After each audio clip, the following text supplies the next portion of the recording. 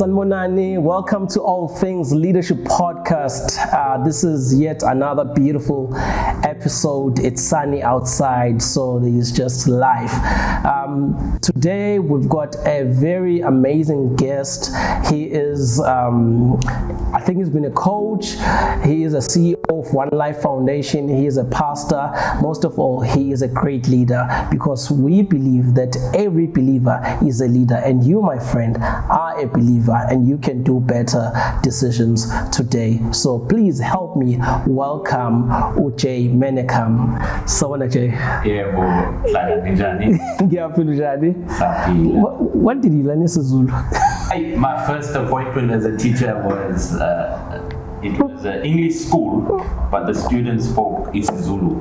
So I learned very quickly, and I didn't tell him I could understand. I surprised him at the end of the year. What? That's cool. Which year was this?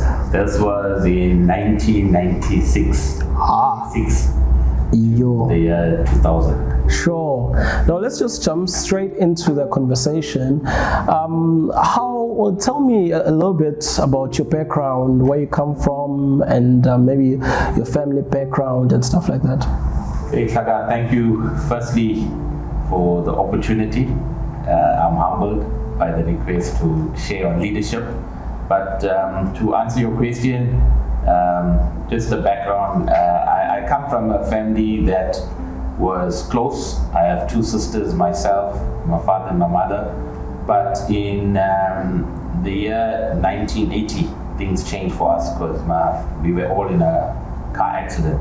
We were going for a family funeral, wedding rather, and we met with this accident, and my dad injured his spine. He was a paraplegic. He survived for a month.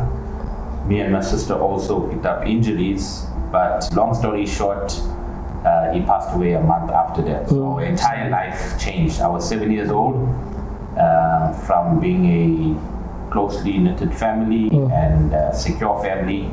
Everything turned upside down because we lived at a company house and we were asked to move out. And so you can only imagine my mom being illiterate. She had to go work in a factory and take care of 3 young children. So that was the background. And I come from a small town, but very historical. I come from Ladysmith, so Mnambiti. Okay. So people refer to me as Abatulus. And I love the area. I love Northern Natal, the mountains. Wow. And that's where I grew up. Are you the only son at home? I'm the only son. I'm the youngest, and 2 elder sisters. So what was going on in your mind as you were growing up as the only male at home? And because now it's almost like responsibilities kind of falls on you as a male figure at home. It was very tough, especially for some reason I did very well academically and sport, and so I have provincial colors for 4 codes of sport. But I never had that male figure to support me. So the pressure was always there. I always questioned God. Why did my father have to die? Especially with me just being 7 years old. Yeah. And then we had to stay in a very tough area. Crime was rife, drug abuse, alcohol abuse, violence. And we were forced to live there because we didn't have any choice. So it was really tough. I can't tell you that it was easy. My escape was being on the ground, playing sport, and my help at that time was my phys teacher, my sports teacher. Wow, big ups to teachers. Was he the one who inspired you to go into education? Absolutely. I spent so much of time. If I wasn't on the ground, I was in his office learning about how to organize an event. So definitely, as I grew up, I wanted to give back and do what he did for me. That's cool. So I eventually became a sports teacher just like him. Sure. Wow, that's cool. I remember we were speaking the other time, and you mentioned that you arrived with only one bag in the city. Was it the city of Pietermaritzburg? And what was happening in your life at that time? So it was Durban, but the background So I did tell you, somehow I did well academically with the sport, and so that was my breakthrough. Everyone in my metric class went to study the following year, but I had no finances, so I was forced to go and work. So I worked for a year, saved some money, got my license, and then the one day I sat in my bed and I realized if I stay in this town and in this area, I'm going to go back to the routine of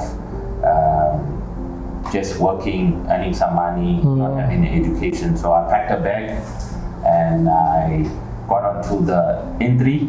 I hiked. I never forget. I got a lift with a massive truck, and he dropped me off. The driver dropped me off in the city of Durban. And I made my way. I knew I wanted to break through. I knew I wanted to study, how I was going to get into university, and it was a matter of just trusting my plans at that time. Sure. And so you're speaking about your teacher being a coach. Was that the first time you got exposed to leadership?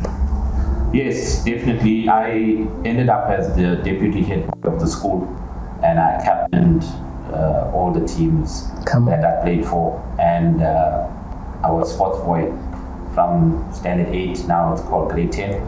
So for 3 years in a row, I think that's where some leadership qualities emerged. The school sent me on a leadership course to Kearsley College, and that's where I started the leadership journey. Kearsley, Okay, no, that's cool. There's this part of your story where you said you had an injury as a teacher, and please tell us a little bit about the journey and how did you heal from that?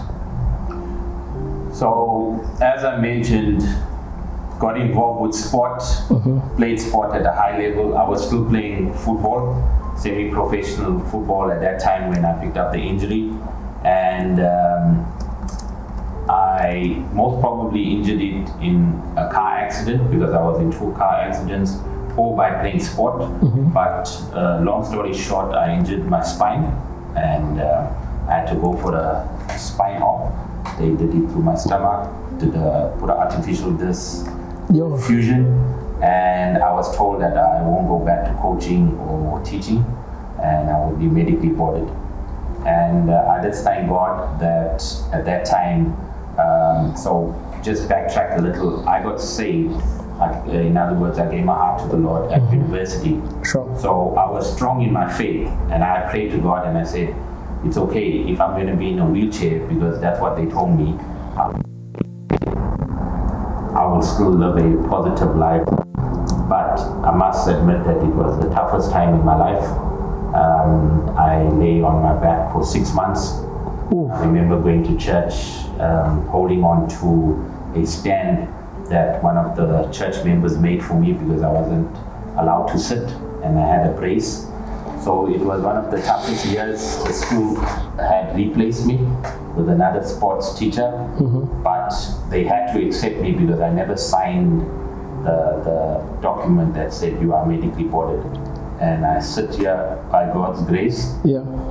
God has healed me. I still play some sport, and I'm able to do things like a normal person. Wow. So you're a student, you do sports, you do well academically, you end up being an educator, right? What was your journey looking like, working your way through to sports and recreation? How did you end up there? So it was academically, just to fill in the gaps. I got a bursary from United Nations. I never phoned home for a cent because I knew there was no money. My mom just earned enough to take care of the household. And by getting that bursary, there was an organization at university that used to give food for free. That's where I got my meals. People opened their doors for accommodation. I drove the lift club for the students. That's how I paid for my transport. And somehow I got the first degree. And I'm saying this with humility because it is a leadership podcast. And it's there to encourage listeners. Yes. And my intention today is purely to encourage them that you can do all things through Christ. I sit with humility. I have 5 degrees, Wow. or any institution money, no bank. That's cool. And God just showed me that if I put my trust in Him, He will take care of the rest. And so I spent 9 years in education, and started off with Department of Education, and then the provincial government had opened a new Department of Sport and Recreation, and they were looking for phys ed teachers. So I was one of them. They were looking for administrators in sport, and so I transferred to the Sport and Recreation Department. So that journey was interesting because I started off as a sport officer, and I was part of the structure from the very beginning. But God was doing something in terms of leadership, and coming from an education background, also having some young colleagues. I was mature enough to know where we needed to take the department. So in a matter of 3 years, I had 3 promotions, and so started off sport officer, ended up as a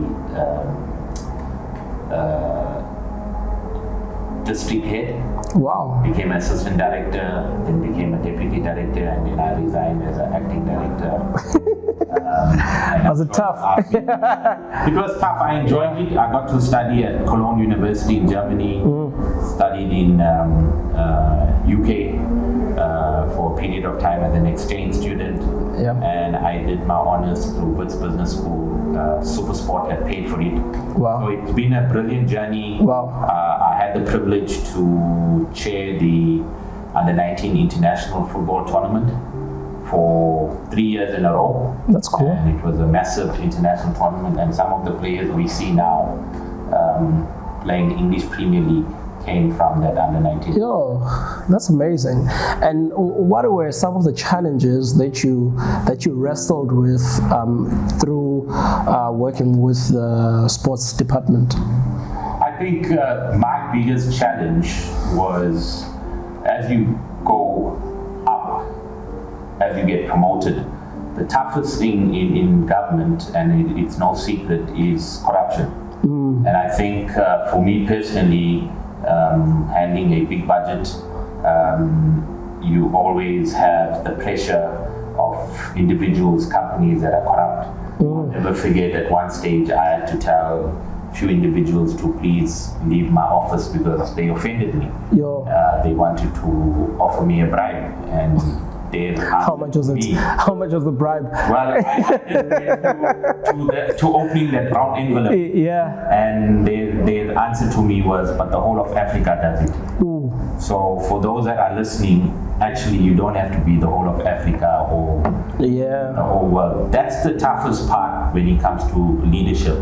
It's being authentic, it's being yourself, believing in what you stand for. The reason why I protect this integrity is because it was very difficult for me to study and to earn a position recognized at the provincial government, and to be able to stand my ground.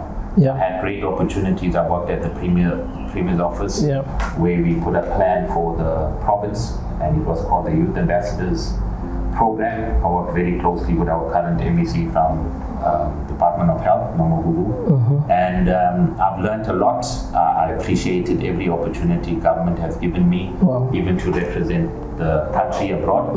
And I'm not saying all negative things when it comes to government, but the toughest thing that I had to face was, of course, the pressure of going into corruption. Ooh, sure. And is that the main reason you left the department? What caused you to, or what led to you to resign? What were your thoughts? What were you going through at that time? It's amazing. The MEC at that time had called me and entrusted me with another directorate. She had made me acting director of human resource, and her reason was, we trust you, and go and unite that directorate and get us where we need to be. So the reason why I left is, during that time, as I was growing, I felt God calling me into ministry, And you and I know that it's something difficult to explain, but if I have to explain it, it was you reach a stage in your life where you're looking for purpose. You want to wake up in the morning and you want to enjoy what you're doing. Sure. I'm not saying that I wasn't enjoying it. I loved sport. I still love sport. I enjoyed every moment of it. But there was a deeper calling and I couldn't run away from it. So hence you find me in ministry now. But that was the main reason that I left the department. It was hard for me to lead a church as well as to hold two big positions in government. Sure. That's really, really amazing. And thank God, He has exposed you to so many things, and giving you so many opportunities, and this thing of purpose ringing in your heart. And since, as you know, that you're the person who understands sports more than me, so I thought let's just throw in the World Cup and just do some commentaries.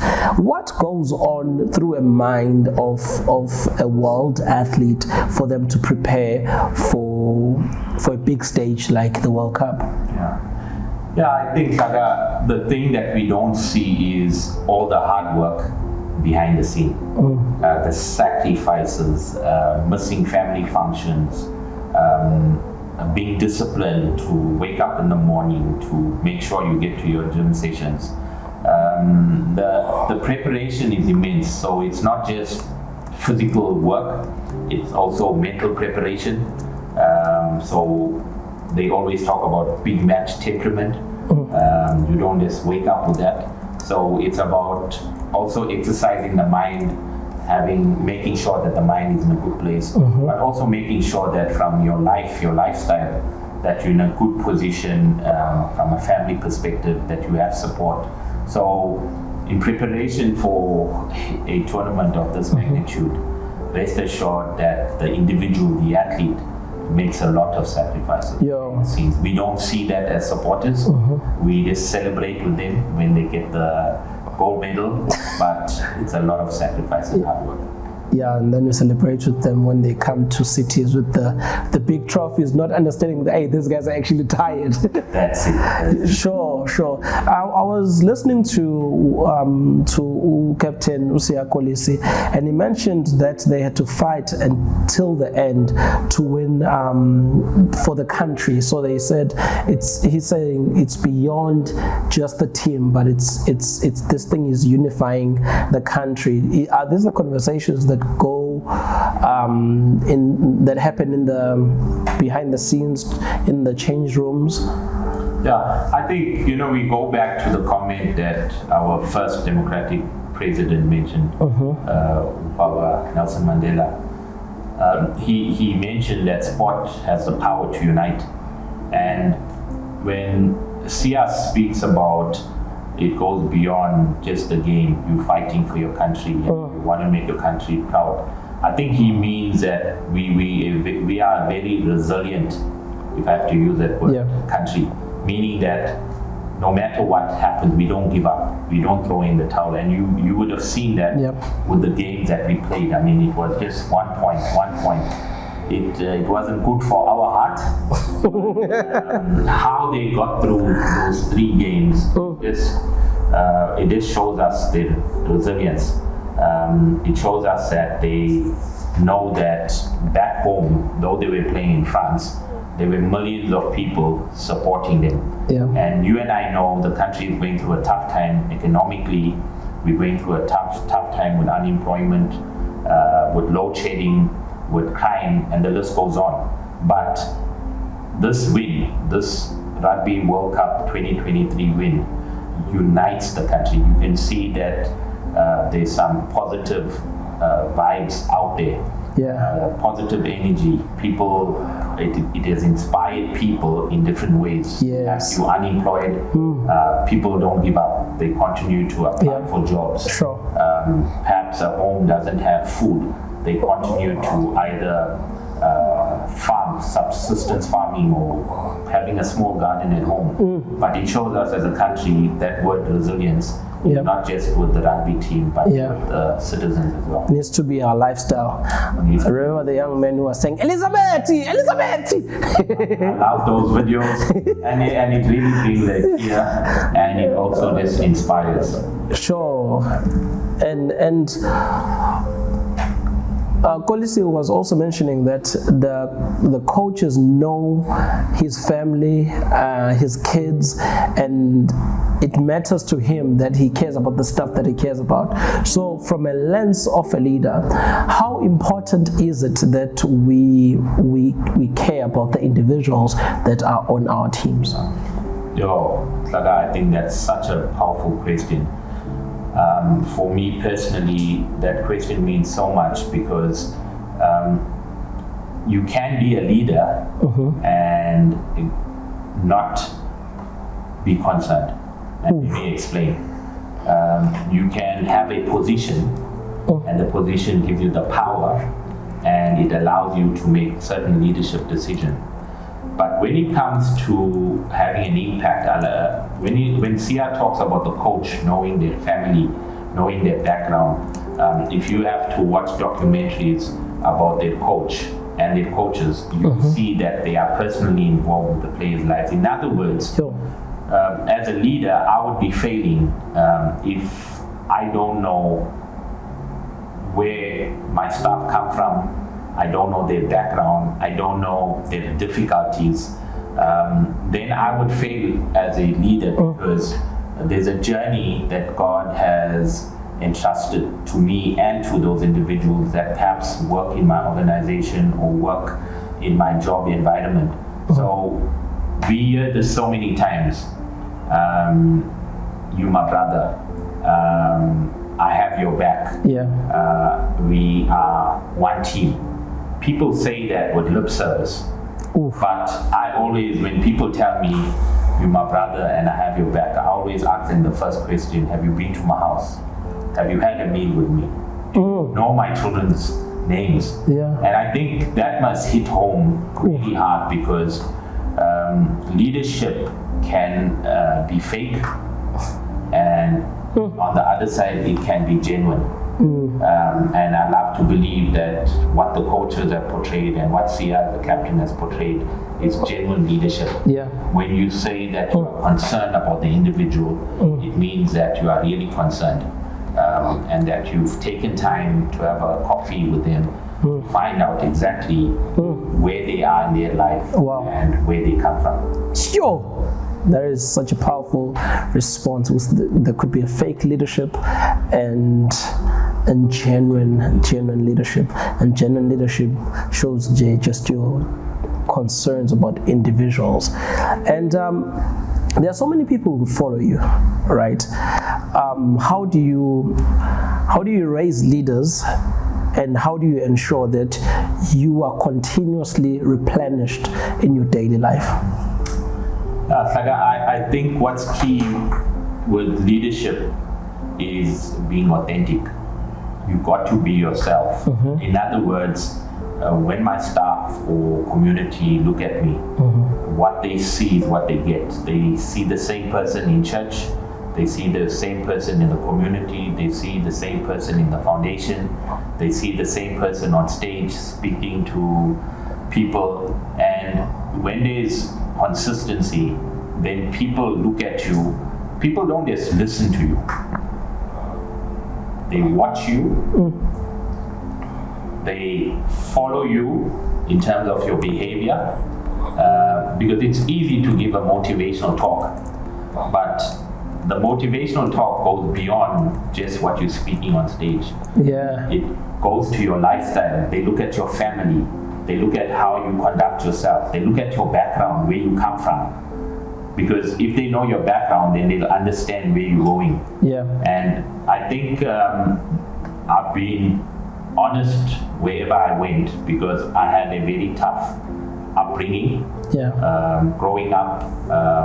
And my life scripture is Philippians 4:13, for I can do all things through Christ who strengthens me. Come on. And I share that with individuals that don't give up, And then when I share my story, and when they see me where I am now, then they understand the entire story. Yeah. So sometimes I can just look at you and make an assumption. Yeah. So I think being authentic, being consistent, showing a life that portrays consistency is very important. Wow. Leadership. I get my strength personally from success stories. Yeah. I say it's my Red Bull. When I see a young man or a young woman who come from a difficult background and doesn't give up, and they succeed, whether it's an entrepreneur, whether somebody gets a promotion to a high position, or whether somebody has a job and you can see they giving their best. Those things excite me. Amazing. And makes me continue doing. Whoa, that is so amazing. Please tell us about your involvement with the One Life Foundation and what's happening there. So, as you mentioned, they have been very. The journey has been so different with different positions. So currently, when I mentioned earlier that I had resigned from work, God called me into ministry. I felt that I have more to give, not just leading a church on Sunday or Tuesday prayer meeting. And so that's where you find me now leading One Life Foundation. One Life Foundation is a non-profitable organization, but birthed from the church. We belong to a church called One Life Church, and we are a Section 18A certificate NPO. In other words, when we receive sponsors and donors, they can use that for tax rebate. We have a fully compliant board, so we have a board of directors, and we are registered with social development, so we have an NPO number, and we also be compliant. So that's the foundation in terms of the structure, but the mission statement of the foundation is transforming one life at a time. And because it resonates with me, and it got birthed while we were in a room trying to put a 5-year plan for the foundation. And that's how we got the mission statement. And we hold very closely to that mission statement. Because there's so much of power in that mission statement. And so you find us doing work with the communities, especially in rural areas. It's not that we don't do work in urban areas, but in rural areas we focus on community development. So we do a lot of community gardens. We do baking, we do sewing, computer literacy. Amazing. We've got a Wi-Fi program in Pokomeni. And then in the rural and urban areas we look at drug addiction. So we have recovery groups, trying to help young people, old people that perhaps have a challenge with any form of addiction. So we have those support groups, there's no cost to it. And then we do finance courses, entrepreneur courses, and we have also partnered with Pietermaritzburg Homeless Network in terms of taking care of the homeless in the city of Pietermaritzburg. We've now expanded, we're now in Durban and in Cape Town, so yeah, that's the foundation in a nutshell. And I heard that you guys are having a golf day coming up. What's happening with that? What's the intention? It's amazing. God has taken care of us as a foundation financially with sponsors and donors and the support of the church. But we have an annual golf day, so that's coming up on the 24th of November. It's going to be at Victoria Country Club. VCC. It's VCC, and we're encouraging the community and the public to join. You can either donate to the foundation or you can enter a full ball, and that's going to be on the 24th, and there'll be some lovely prizes. So come and support the NPO. It's about transforming one life at a time. So the objective of this golf day, so that we can raise funds to go and help the community out there. Absolutely. Every cent that we raise goes towards the poor and needy. Wow. And what is your ultimate dream? What do you live for? I think it's amazing you asked this question, because the last few days have been really emotional, because I'm also asking God that question. I've just turned 50. Halala man. I feel that there's still some energy in me to give back, and I feel strongly God's calling me to governance. He's calling me into Yes. Recently, I found myself in situations where it wasn't comfortable, but I had to stand up for the truth. And I believe as leaders, not just any leaders, but leaders called by God, who say that they are Christian, our integrity is very important. We got to let our yes be yes and our no be no. So for the next season, I strongly believe that it's going to involve governance. It's going to involve speaking up for the truth. It's going to involve bringing other leaders through. And my encouragement to listeners this afternoon is to know that your integrity is so key when you lead. Remember when you were speaking about that, you go big and you go wild, and you only live once. Remember, you've done some crazy things and with your family and stuff, but so there is this mindset of the dream, and also there is reality of your struggle. So as a leader, how do you balance that, balance what you're dreaming and what you're facing right now? I think it's very important that you do introspection, do SWOT analysis, like any leader will tell you. In other words, while you're chasing the dream, you also have to be very practical. You got to understand that as a leader, you're not just a community leader or public figure, but you're also a family man. So it's very important that as you lead in the community, you lead even better and stronger within your family. So you got to strike that balance. And I take my key from my children.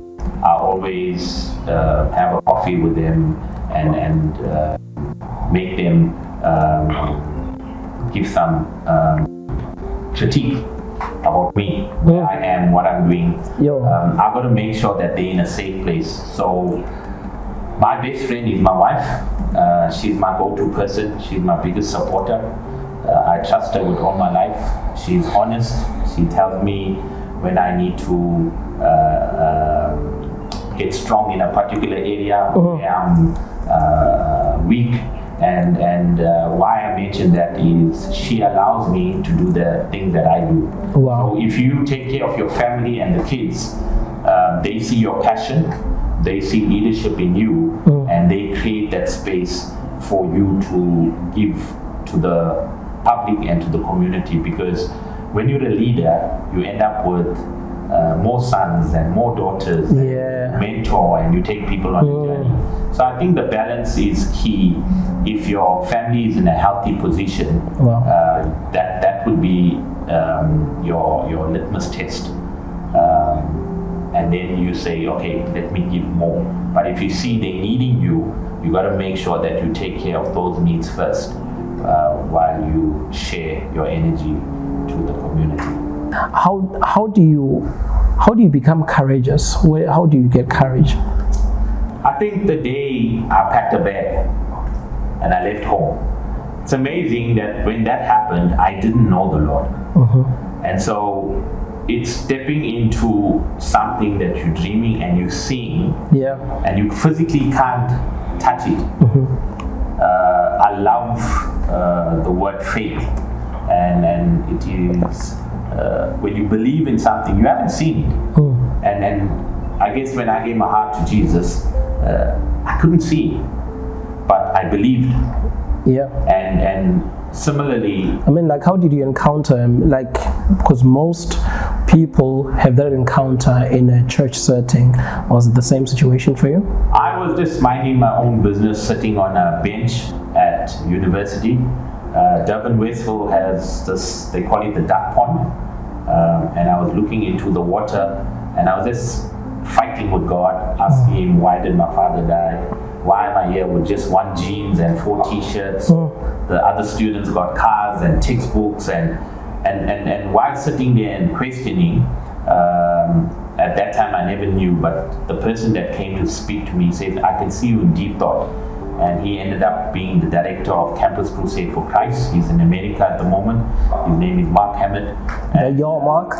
So when Mark sat with me, Mark just told me, you're trying to control your life, but there is this person called Jesus Christ, and he's saying, you step out of your chair, let him sit on the throne, and let him control your life. And in 10 minutes, I had given my heart to Jesus, and my entire life changed. That is so amazing. That's a powerful testimony. Jay, thank you so much for pulling through today. You're a great leader. I see you almost every day. You're a man of action. You're a man of integrity. You're a man who encourages a lot. And even when you're going through a lot yourself, you still carry other people on your shoulders. And that is world-class leadership. You serve with humility, and you lead very well. And thank you so much for honoring us, coming here and teaching us and sharing your life story about leadership. I'm sure that what's ahead of you is way bigger than what's behind you. So be encouraged, and we thank you so much for pulling through today. Maybe if I could just encourage the podcast and your team. It's amazing work that you guys are doing, and be encouraged to know that as you share this podcast across the world, that many more leaders will be inspired and they will step up to the challenge. In closing, one of the things that drives me is a quote from Mother Teresa, and I quote, she says, I can do what you can't do, you can do what I can't do, but together we can do great things. Come on. So to your listeners, don't give up. It will get tough, but be encouraged to know that God has a great purpose for each one of us. Thank you. That is so deep. I'll just do a little bit of a recap. After that, I'm still receiving the words. Right. That as a leader, it's important that you take people on a journey with you, and it's not just about the show, but it's about seeing people in a personal space. And there's a lot of hard work that we don't see, and a lot of sacrifices that happen behind the scenes. Don't stop doing that, because it's worth it. And as a country, we are a resilient country, and as a person, you are resilient, and it's possible for you to dream harder and bigger. And as leaders, we need to be concerned. We need genuine leaders, not fake leaders. And people are watching you, and people are following you. And we get strength from success stories. That is so dope, man. And if you want more information about One Life Foundation, you can just hop onto their website, and surely you'll find more resources there. And most of all, you are a leader, and it is possible for you to make stronger decisions, and it is possible for you to just encourage other people. If you're feeling discouraged, just lean more towards other people who will encourage you, and lean towards God. And your family is important. It's a great gauge to see how you're doing. Your spouse and your children are so important, because we lead together. The future is bright, and my friend, you are a leader, I am a leader, and we can make better decisions, because every believer is a leader. Thank you. You are amazing. Thank you.